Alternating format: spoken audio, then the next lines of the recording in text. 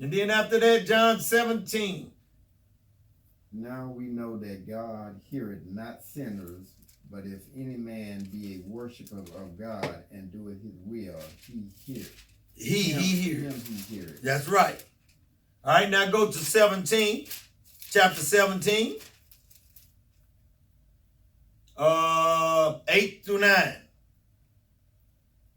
For I have given unto them the words which thou gavest me, and they have received them, and have known surely that I came out from thee, and they have believed that thou didst send me. I pray for them. I pray not for the world, but for them which thou hast given me, for they are thine. All right, so if now watch this here. He said, I pray for them, I pray not for the world. Well, I thought he so loved the world. Huh? How in the same book do you see that? How in the same book and he says, my Father so loved the world that he gave me, but then turn around and say, I prayed for them, but I pray not for the ones my Father sent me. It makes no sense. You see? It makes no sense. All right? These are lies and all hypocrisy. John 3 and 1.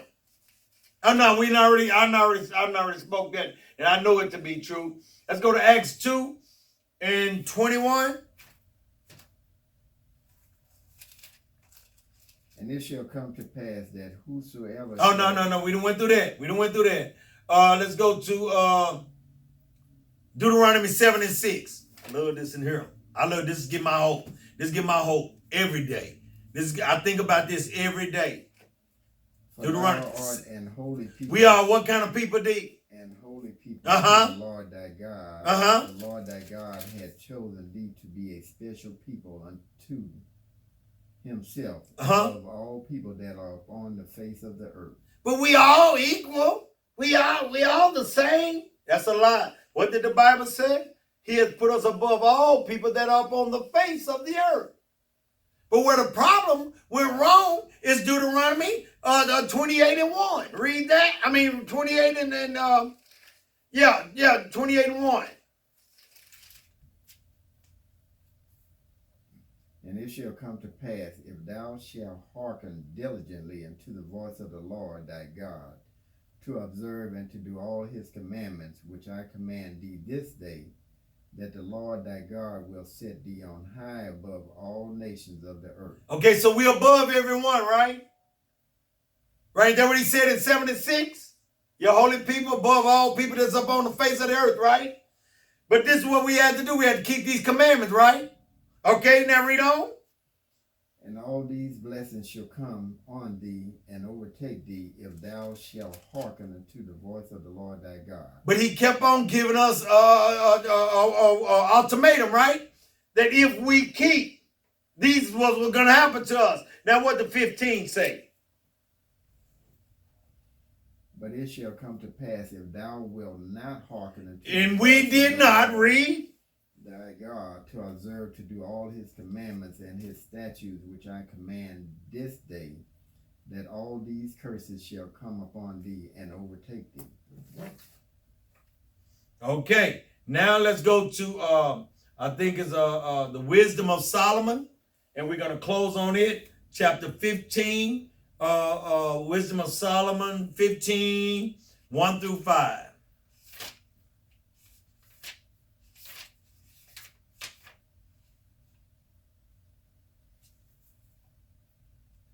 But thou, O God, art gracious and true, long-suffering, and in mercy offering all things.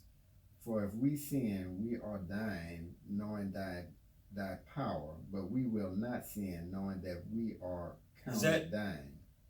Oh, yeah, you're right. Keep going. For to know thee is perfect righteousness. Yea, to know thy power is the root of immortality. Is what? The root of immortality. That meaning what? That means that we ain't a normal person there, right? Right? Read it again. Read through again. For to know thee is perfect righteousness. To know thee is perfect righteousness. Read. Yea, to know thy power is the root of immortality. To know his power, knowing that he's going to come, and in a twinkling of an eye, I shall be what? Changed. Knowing that in the new covenant, I shall be what? What shall I be in the new covenant?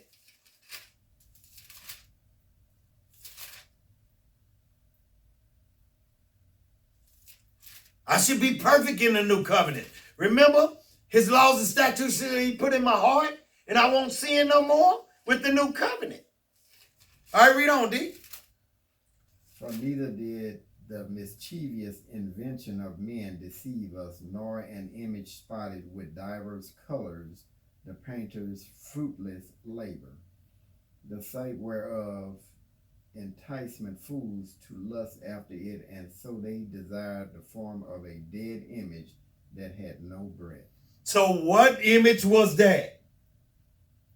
What image was that? The image of Caesar Borgia, a painting that they deceived us with. A painting. All right? To prove that, for that to be true, we have to go to, I think it's First Maccabees, First Maccabees, is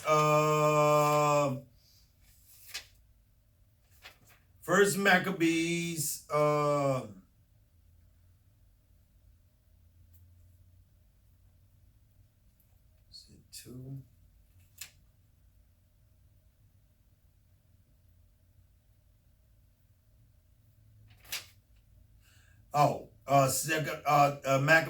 First Maccabees, verse number 3.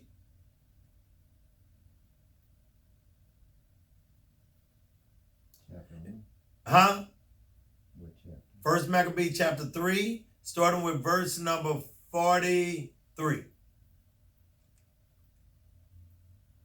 They said one to another, let us restore the decayed fortune of our people, and let us fight for our people and the sanctuary. Then was the congregation gathered together, that they might be ready for battle, and that they might pray and ask mercy and compassion. Now Jerusalem lay void as a wilderness. There was none of her children that went in or out. The sanctuary also was trodden down, and aliens kept a stronghold. That the aliens is those who lying and saying that they are Jews today. Read. The Roman Catholic soldiers and all in there. The heathen had their habitation in that place, and joy was taken from Jacob, and the pipe with the harp ceased. Wherefore the Israelites assembled themselves together and came to Maspha over against Jerusalem, for in Maspha was the place where they prayed aforetime in Israel. Then they fastened that day and put on sackcloth and cast ashes upon their heads and rent their clothes. Now that was a sign of anger, of dishonor. Okay? That's what that was, because they knew they was in terrible sin. Okay? Whenever you shave your head off and pour ashes all on and all that there, that is trying to say, hey, forgive me, I'm repenting from my sin and all this here. And then they rent their clothes, and we're never supposed to rent our garments. Okay? Read. And laid open the book of the law, wherein the heathen had sought to paint the likeness of their images. The enemy has already taken and put their faces in there, the Caesar Borgias and all them there. Okay, they changed every image. Okay, and so this is how we know the Bible is real. The Bible is true, because all this stuff we finding out now seemed to be everything else was a lie that they had taught us. So now all this truth is coming out. All praises. Amen. All right. And read on. Verse 49. They brought also the priests' garments, and the first fruits, and the tithes, and the Nazarites they stirred up, who had accomplished their days. All right. Then cried they with a loud voice toward heaven, saying, What shall we do with these, and whither shall we carry them away? For thy sanctuary is trodden down and profane, and thy priests are in heaviness and brought low. Now, once your priest is in heaviness and brought low, that means the Most High has taken away your power. That's how that's how they was able to take us into slavery. We was our priest. Once your priest, the Leviticus priest, was brought down and low. Okay? And the Most High tried his best to let them know. And if you want to ever finish reading about it, it's Malachi chapter 1. I think it talks about where have you loved us? Where the Leviticus priest is talking to the Most High, said, where have thou loved us? He said, didn't I yet love Jacob? And I hated Esau, which was Jacob's brother. You know what I'm saying? And it breaks it down. What the Leviticus priest, what was causing all this, they were sinning. When the Leviticus priest sinned, they used to go into the temple for the people. You know what I'm saying? They used to go in there for the people. That's why they had the bells on them and everything. And they would put a rope on them. And as they go into the holies of holies, where the Most High was, to give a sacrifice for our sins and stuff, if the bells stopped ringing as they was moving, they would snatch him out real fast. You know what I'm saying? But who's quick enough to stop the death of the Most High? And when they put him out, they dead, then that means that the Most High did not accept. And so if the priest is brought low and they had no power, that means that Israel was weakened to go into slavery. Because no man could handle Israel, no country, no nationality could handle Israel. But now, this word is the only weapon we have and only strength we have to come up out of this captivity. Okay? And that's what we got to do. It's so much more to this message that needs to come out and will come out. But as for now, what we have on our plate, let's eat it with thanksgiving unto the Most High. All praises. Amen. Amen. And that's what we need to do. I say shalom to each and every one of you on this beautiful Sabbath. And I'm going to put it back into the hands of our deacon. Amen. Amen. Let the church say amen. Amen. And let the church say amen again. All praises, amen. I always say when you come to this ministry, you're going to hear the truth.